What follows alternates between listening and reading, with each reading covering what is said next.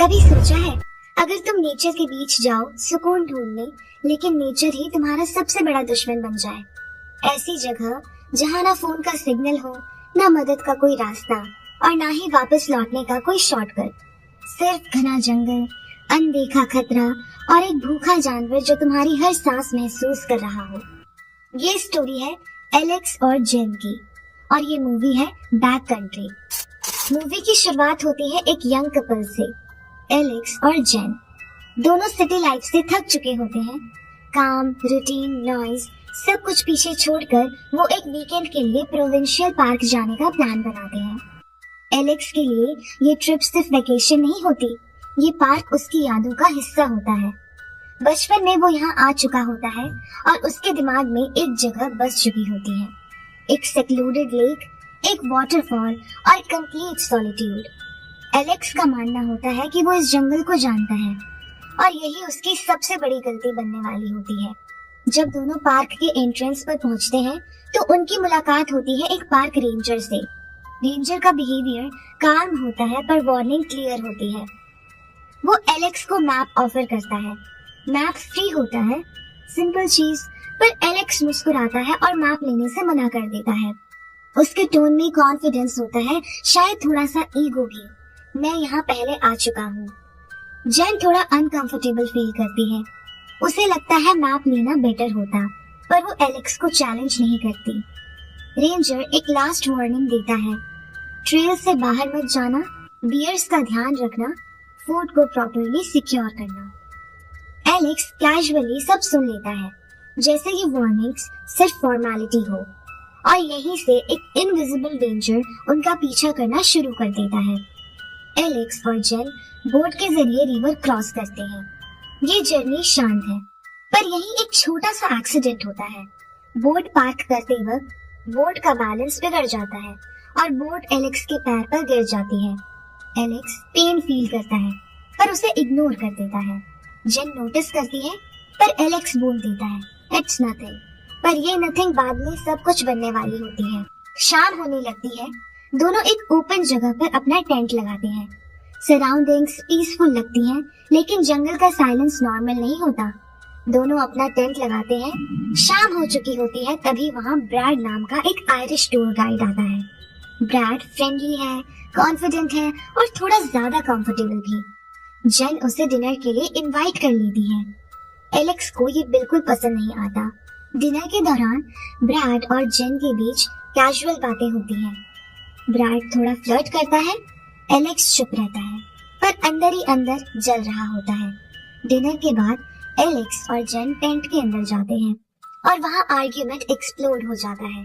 Alex बोलता है, तुम उसके साथ ज्यादा कंफर्टेबल थी। जेन बोलती है, तुम हर चीज कंट्रोल करना चाहती हो। रिलेशनशिप का प्रेशर सरफेस पर आ जाता है।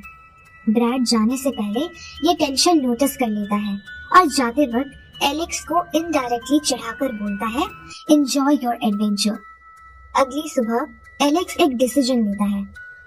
वो मार्च ट्रेल छोड़कर ऑफ ट्रेल जाने का प्लान बनाता है। उसका मानना होता है कि वाटरफॉल और लेक थोड़ा अंदर ही मिलेगी। जेन हेजिटेट करती है। वो मैप के बिना ट्रेल छोड़ने से डर रही होती है, पर एलेक्स उसे कन्विंस कर लेता है। जंगल धीरे धीरे डेंस होने लगता है। पाथ क्लियर नहीं होता, ग्राउंड अनइवन होता है। इसी दौरान एलेक्स को जमीन पर बियर पॉ प्रिंट दिखता है। वो नोटिस करता है, पर जेन को नहीं बताता।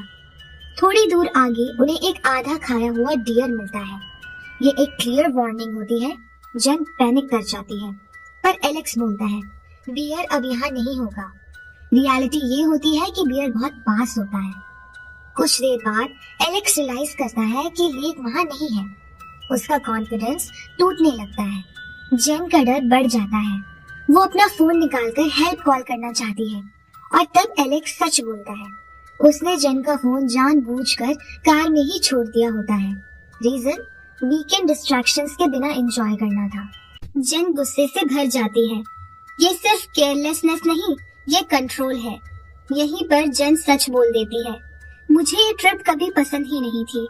एलेक्स शॉक हो जाता है और इसी मोमेंट में वो बोलता है कि वो इस ट्रिप पर प्रपोज करने वाला था। इमोशंस क्लैश कर जाते हैं। दोनों मेंटली एग्जॉस्टेड हो जाते हैं और वो डिसाइड करते हैं कि रात वहीं गुजार कर सुबह डायरेक्शन ढूंढेंगे। रात धीरे धीरे जंगल पर उतर आती है। टेंट के बाहर हवा चल रही होती है, पत्तों की आवाज आ रही होती है। रात के बीच टेंट के बाहर कुछ मूवमेंट होती है और उसी वक्त बाहर से एक भारी सा सांस लेने की आवाज आती है। वो दोनों तब सो रहे होते हैं। सुबह जब वो टेंट से बाहर निकलते हैं तो उन्हें एक और शॉक मिलता है।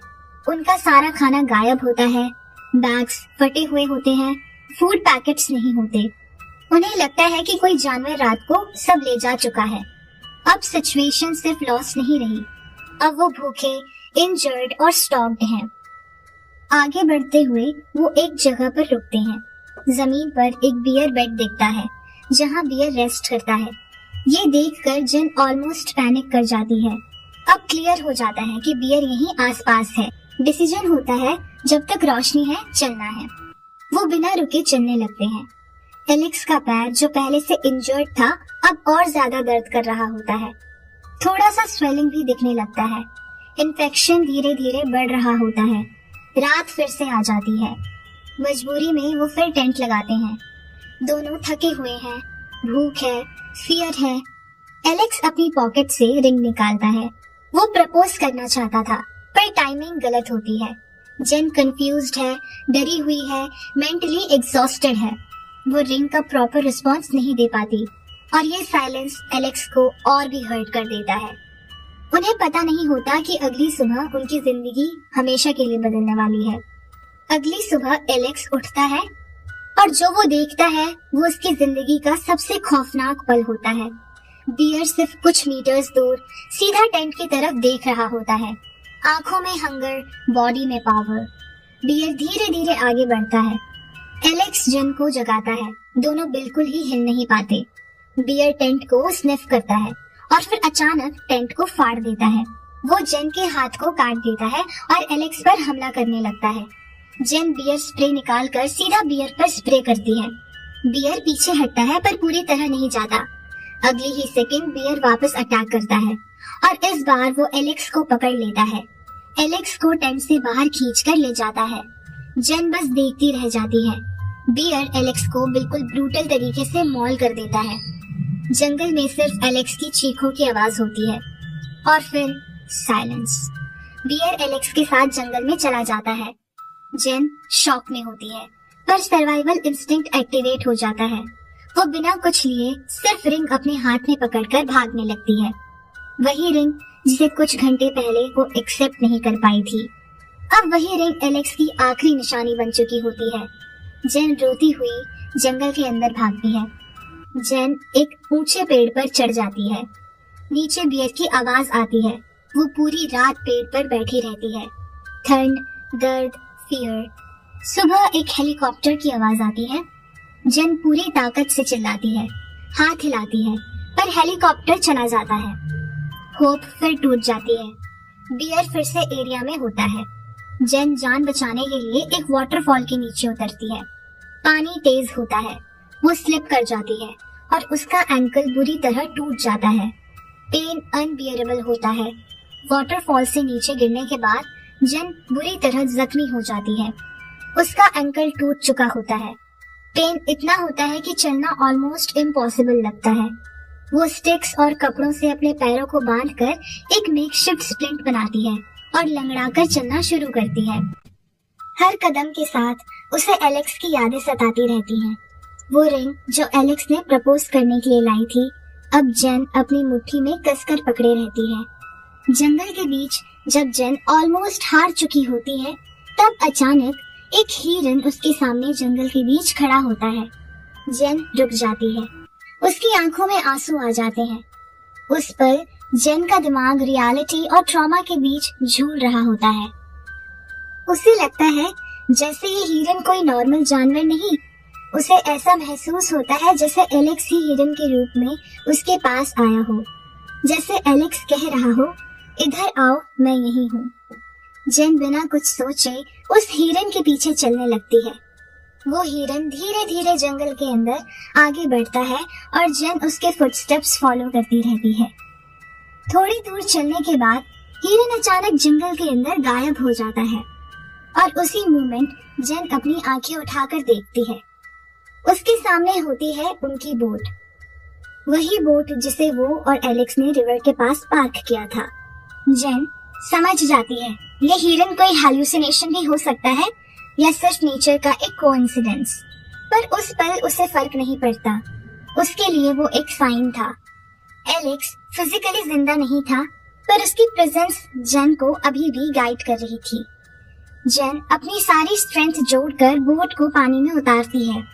पेन अनबेरेबल होता है, पर वो रुकती नहीं, वो पैडल करती है। रिवर का फ्लो उसे धीरे धीरे पार्क एंट्रेंस की तरफ ले जाता है। जब वो पार्किंग एरिया तक पहुंचती है तो उसका बॉडी कंप्लीटली गिव अप कर देता है। वो बोट से उतरकर कुछ कदम चलती है और वहीं कोलैप्स हो जाती है। उसी वक्त ब्रैड वहां होता है, जो अपनी नेक्स्ट टूर के लिए रेडी हो रहा होता है। वो जेन को जमीन पर गिरा देखकर शॉक में आ जाता है। ब्रैड तुरंत मदद बुलाता है। जेन जिंदा बच जाती है। मूवी यहीं पर खत्म होती है। कोई म्यूजिक का ब्लास्ट नहीं, कोई विक्ट्री सीन नहीं, बस एक साइलेंट ट्रुथ। जेन बच गई, पर जंगल ने एलेक्स ले लिया। ये मूवी हमें डराना नहीं चाहती, याद दिलाना चाहती है। नेचर को चैलेंज मत करो, वार्निंग को ईगो पे मत लो, क्योंकि जंगल विलन नहीं होता, गलती करने वाला इंसान होता है। जेन बच गई, पर उसके साथ जो जिंदा रह गया वो सिर्फ एक ट्रॉमा था, और शायद इसीलिए ये मूवी हैप्पी एंडिंग नहीं देती, क्योंकि रियल लाइफ में हर सर्वाइवल स्टोरी का मतलब जीतना नहीं होता, कभी कभी सिर्फ जिंदा रह जाना ही पनिशमेंट होता है। अगर वीडियो अच्छी लगी हो, लाइक एंड सब्सक्राइब करें और बेल आइकन दबाना ना भूलें, ताकि हमारी इसी तरह की वीडियो आपके पास सबसे पहले पहुंच जाए। हम आपसे मिलते हैं एक और नई वीडियो में, एक और नई मूवी के साथ। तब तक के लिए बाय बाय।